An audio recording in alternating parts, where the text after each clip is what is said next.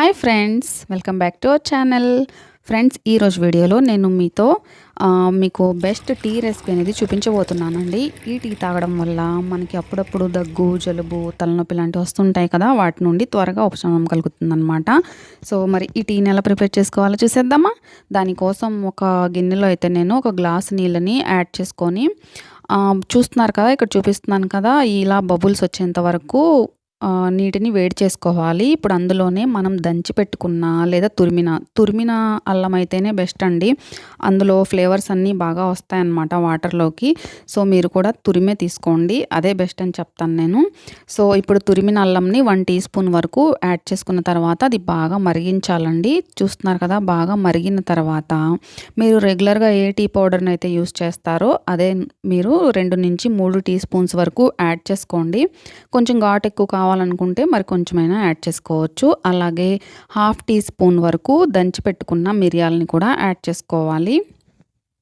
ఇప్పుడు ఇవన్నీ యాడ్ చేసిన తర్వాత బాగా మిక్స్ చేసేసుకొని స్పూన్తో 2 మినిట్స్ వరకు బాగా మరిగించాలండి.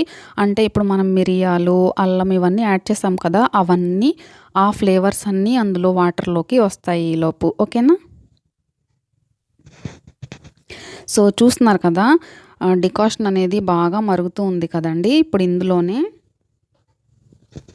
ఒక గ్లాస్ని నేను పచ్చి పాలనే పోసుకుంటున్నానండి. కావాలనుకుంటే మీరు కాచి చల్లార్చిన పాలను కూడా యాడ్ చేసుకోవచ్చు.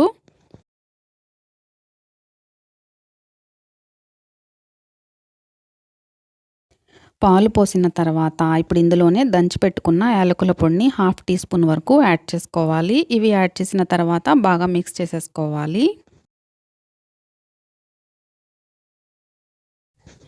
బాగా మిక్స్ చేసేసిన తర్వాత ఒక 2 నిమిషాల వరకు చూస్తున్నారు కదా, బాగా పొంగొచ్చి బాయిల్ అయ్యేంత వరకు ఉడికించుకోవాలండి, అంటే మరిగించుకోవాలి. ఆ తర్వాత మీరు రెగ్యులర్గా ఎంత షుగర్ అయితే టీలోకి యాడ్ చేసుకుంటారో అంత యాడ్ చేసుకొని బాగా మిక్స్ చేసేసుకొని 1 మినిట్ వరకు బాగా మరిగించాలి. మరిగించిన తర్వాత స్టవ్ని ఆఫ్ చేసేసుకుంటే మన బెస్ట్ టీ, అంటే దగ్గుకి, జలుబుకి, తలనొప్పి లాంటి వాటికి బెస్ట్ అని చెప్పొచ్చండి ఈ టీ. సో రెడీ అయిపోయింది కదా, మీరు కూడా తప్పకుండా ఇలా ట్రై చేయండి. బెస్ట్ రిజల్ట్ ఉంటుంది ఫ్రెండ్స్. అండ్ మనకి అప్పుడప్పుడు థ్రోట్ ఇన్ఫెక్షన్ వస్తూ ఉంటుంది కదా, సో అలాంటి వాటికి కూడా ఈ టీ చాలా బాగా పనిచేస్తుంది. సో నేను రెగ్యులర్గా అయితే ఈ టీనే తాగుతూ ఉంటానండి.